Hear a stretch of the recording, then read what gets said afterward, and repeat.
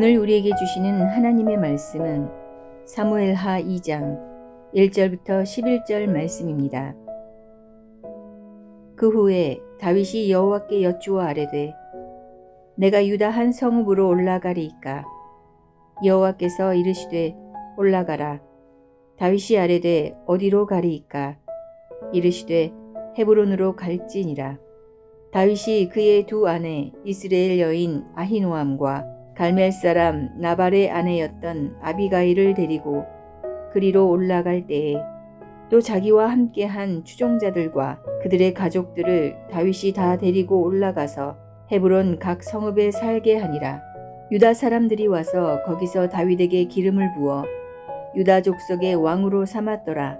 어떤 사람이 다윗에게 말하여 이르되 사울을 장사한 사람은 길르앗 야베스 사람들이니이다 하매 다윗이 길르앗 야베스 사람들에게 전령들을 보내 그들에게 이르되 너희가 너희 주 사울에게 이처럼 은혜를 베풀어 그를 장사하였으니 여호와께 복을 받을지어다.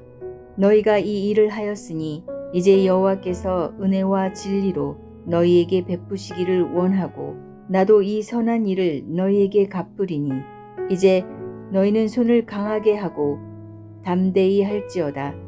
너희 주 사울이 죽었고 또 유다 족속이 내게 기름을 부어 그들의 왕으로 삼았음이니라 하니라. 사울의 군사령관 네르의 아들 아브넬이 이미 사울의 아들 이스보셋을 데리고 마하나임으로 건너가 길르앗과 아술과 이스라엘과 에브라임과 베냐민과 온 이스라엘의 왕으로 삼았더라. 사울의 아들 이스보셋이 이스라엘 왕이 될 때에 나이가 40세이며 2해 동안 왕위에 있으니라. 유다 족속은 다윗을 따르니 다윗이 헤브론에서 유다 족속의 왕이 된 날 수는 7년 6개월이더라.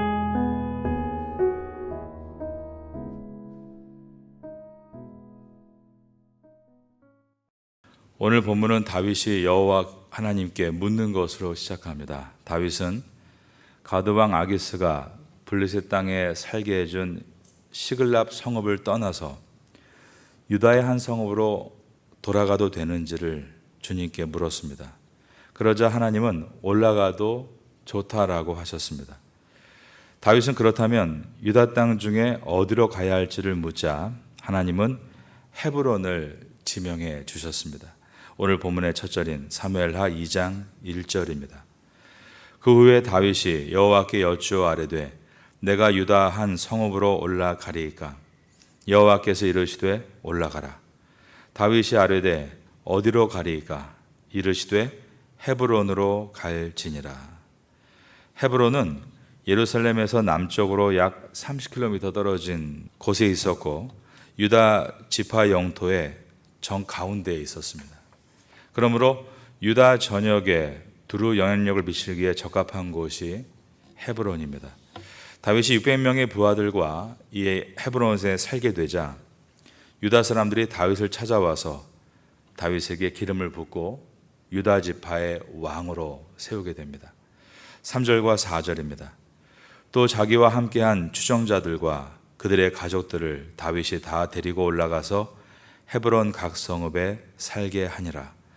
유다 사람들이 와서 거기서 다윗에게 기름을 부어 유다 족속의 왕으로 삼았더라.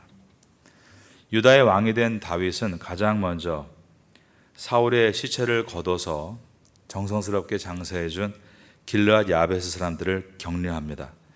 4절 가운데 보면 어떤 사람이 다윗에게 말하여 이르되 사울을 장사한 사람은 길르앗 야베스 사람들이니이다 하매 다윗이 길르앗 야베스 사람들에게 전령을 보내 그들에게 이르되 너희가 너희 주 사울에게 이처럼 은혜를 베풀어 그를 장사하였으니 여호와께 복을 받을지어다.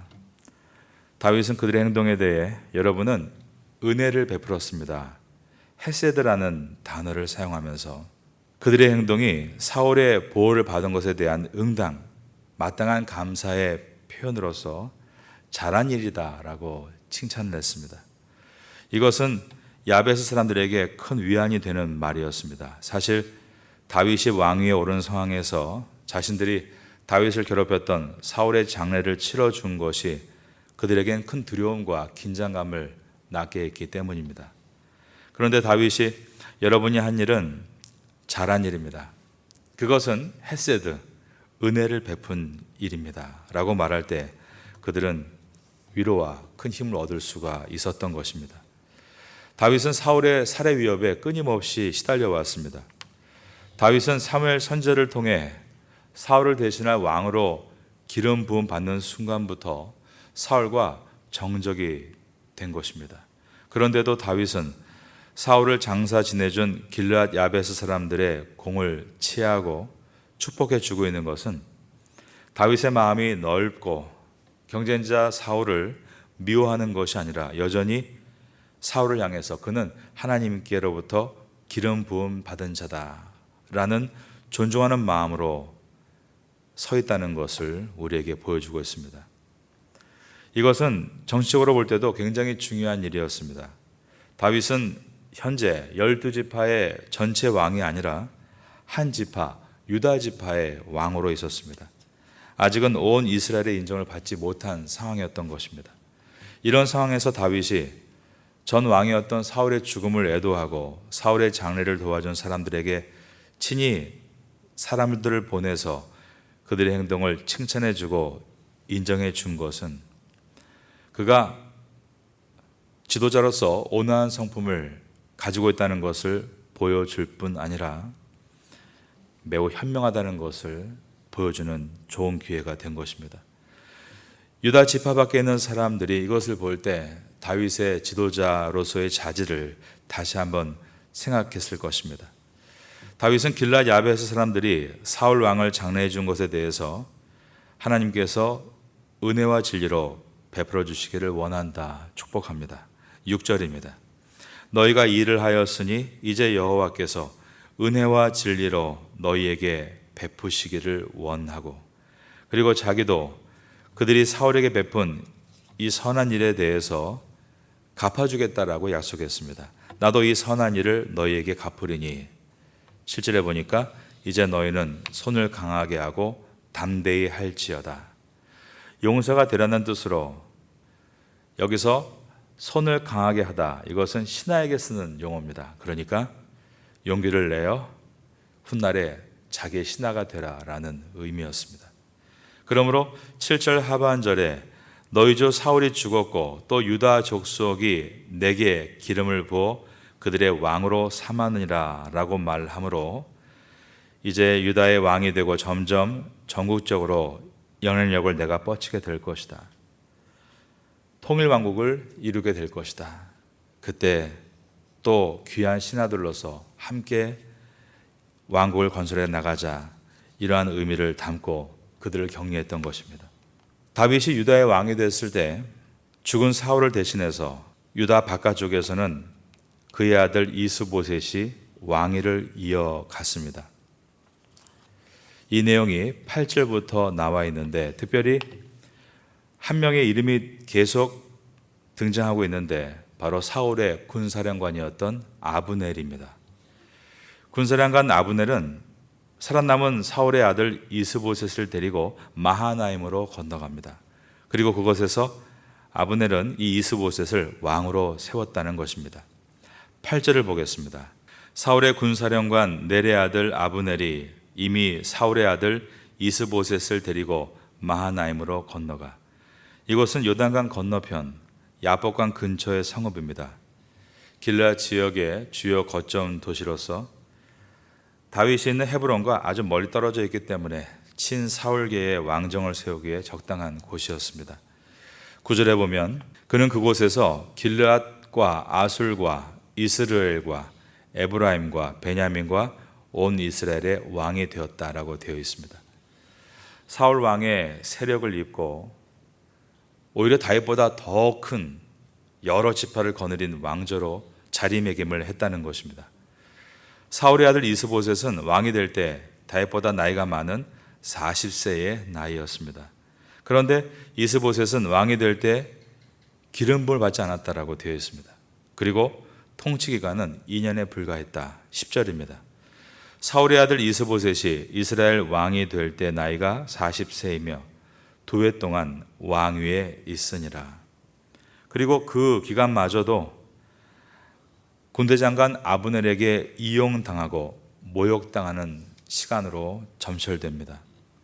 다윗은 어릴 적 사무엘 선지자를 통해 왕으로 기름 부음을 받았고, 그리고 바로 왕이 되지는 못했습니다. 광야 생활을 거쳐야 했습니다. 그리고 사울 왕이 죽고 난 후에도 왕으로 기름 부음 받았지만 유다 지파에 머물며 또 인내함으로 7년 6개월을 더 기다려야 했습니다. 11절을 보겠습니다. 다윗이 헤브론에서 유다 족속의 왕이 된 날수는 7년 6개월이더라. 사울 왕이 죽고 하나님께로부터 기름 부음 받은 다윗이 왕이 되어야 했지만 그는 서두르지 않고 하나님께 여쭙고 때를 기다리며 헤브론에 머물렀습니다. 그리고 나중에 5장에서 다윗은 12지파 모두의 찬성을 얻어 왕이 될 때에 또다시 정식 절차를 밟고 다시 한번 기름 부음을 받아서 통일 왕국의 왕이 됩니다. 여기서 다윗의 귀한 모습을 우리가 보게 됩니다. 그것은 조급해하지 않고 절차를 다 밟았다는 것입니다. 늘 하나님의 뜻 안에서 거하려는 노력을 하고 있는 다윗을 보게 됩니다. 반대로 사울은 항상 하나님의 뜻 밖으로 나가려고 했고, 다윗은 하나님의 뜻 밖으로 나가려는 그러한 사울이 되는 것이 아니라 늘 하나님의 뜻 안에 거하는 다윗으로 남았기 때문에 그는 이렇게 오히려 연단을 받아서 귀한 왕으로 서갈 수 있었습니다. 광야에서 연단을 받은 다윗은 사울의 장례를 치러준 길앗 야베스 사람들을 칭찬했고, 아브넬이 이스보셋을 부추겨 기름 부음도 없이 서둘러서 온 이스라엘의 왕이 될 때도 다윗은 조급해하지 않고 유다 지파 안에서 기름 부음의 절차를 다 밟아 작은 나라의 왕부터 시작을 했습니다. 그래서 묵묵히 자기 일들을 하나하나 감당해 나아갈 때 그것이 결국 느린 것이 아니라 마지막에 가장 적당한 때에 하나님의 사람으로 세움받게 될 수 있었습니다. 다윗이 이렇게 묵묵히 천천히 갔던 이유는 바로 이것이 첫 단추였기 때문입니다. 여러분, 옷을 입을 때 단추가 잘못 매였다고 그냥 막 입으면 어떻게 됩니까? 단추가 한 100개쯤 있다고 치겠습니다. 나중에 그 100개를 다 풀어야 할 것입니다. 다윗이 헤브론에서 기름 부음을 받고 유다 지파의 왕이 된 후에 전체 12지파의 왕으로 기름 부음 받기까지 그는 헤브론에서 7년 6개월 동안 기다린 것은 너무나 잘한 일입니다. 왜냐하면 그 시간은 하나님께서 온 이스라엘을 하나가 되도록 묶으시는 시간이었습니다. 즉 하나님이 일하시는 시간이었습니다. 그리고 하나님은 다윗을 더욱 단련시켜 능력 있는 왕으로 세우시기 위해서 다윗을 위해서 또한 일하시는 시간이었던 것입니다. 그러므로 우리에게도 중요한 것은 하나님의 뜻 안에 머물면서 하나님의 시간대를 따라가는 것에 있습니다.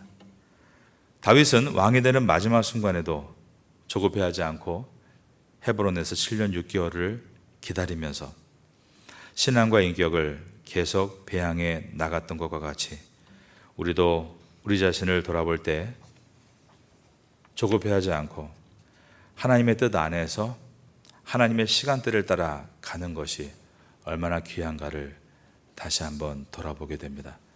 사무엘 하를 지나가면서 하나님이 일하고 계시고 하나님은 하나님의 시간대에 우리를 세워주시기를 원한다는 것을 기억하시고 다윗과 같이 조급해하지 않고 자기 일들을 묵묵히 잘 감당하는 가운데 하나님의 때에 하나님께 부름받아 귀하게 쓰임받는 우리가 될 수 있기를 예수님의 이름으로 축원합니다.